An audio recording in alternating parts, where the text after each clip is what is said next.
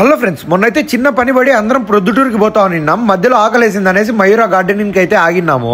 Kadapa to Proddatur bypass లో ఏదైనా పెద్ద రెస్టారెంట్ ఉందంటే ఇదే అని చెప్పేసేయచ్చు.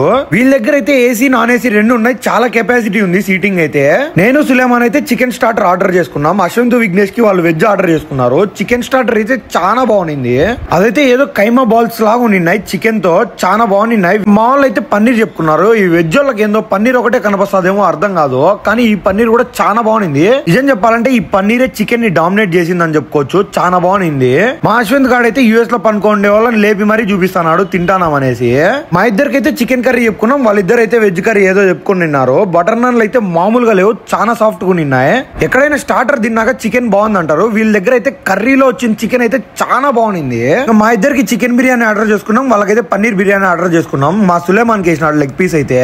నాకేస్తాడేమో అనుకున్నా, కానీ ఇంకా నాకైతే 3 పీసులు వేసినాడు. చాలా బాగుంది బిర్యానీ కూడా.